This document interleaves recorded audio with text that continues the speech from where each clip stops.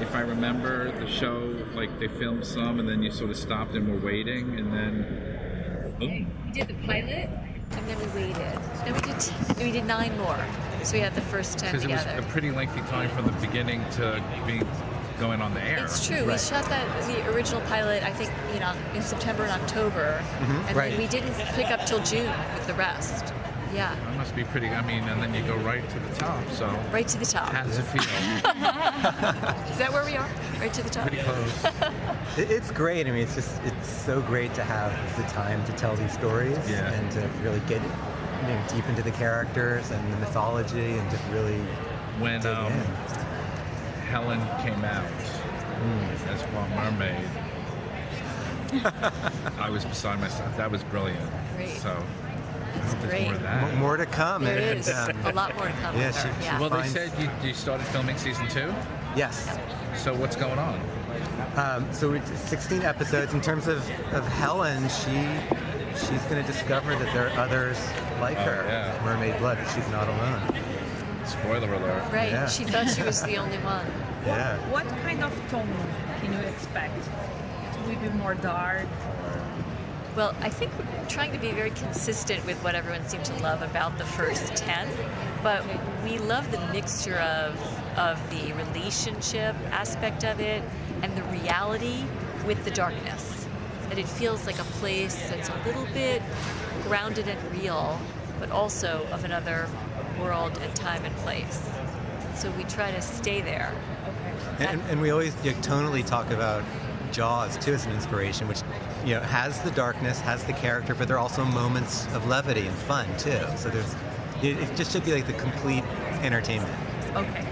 Are we going to get to see more of Ren's home, or dive a little bit deeper, pun intended, to other worlds? So we have 2 actual seasons we're working on at the same time. We're shooting everything together, but they'll air a little bit separately. The first part, Rin is really in our town and on land, and possibly with some others. But then also at a certain point, when they can, we'll go back and start exploring their world a little bit as well. Because people seem really interested, and so are we. Yeah, there's been such a hunger to see what it's like down there, and it's so funny because in the writers' room we all watch the Aquaman trailer, which they're riding. It's super cool, but not our show. Like we really love. We feel like the ocean is already so inherently amazing and otherworldly that just to go into that mystery and keep it as grounded and natural as real is amazing. But they live in a place that's deeper than we've been able to explore, so we really can see part of what that's like. And can we expect more mermaids into land? Yes, you can. Yes, you can. Yes, I can. I think that's one of the great things about the first part of the new season. You're going to see all kinds of different. Well, it's also, I'm curious, they're near the shore now, but then as you go deeper, you've got to go far out. I mean, if this species were out there in the middle of the ocean, they could, go forever without us ever knowing. Right. So how far across the ocean do they extend? Well, one thing we learned is that they're territorial. Okay. So they're sort of nomadic within their territory, but there might be rival factions further out, and they could come into conflict. All over the ocean. Yeah. So that's another big piece of the thread that gets pulled. But the reality is, mermaid mythology is a global phenomenon. I mean, some of our most passionate fans are from Brazil. But every culture has its mermaid myth. Yes. So you can imagine that, they'd be spread.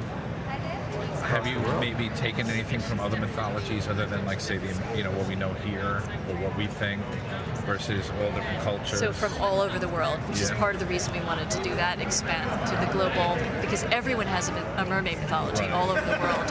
So we've been reading about everyone's different beliefs about it.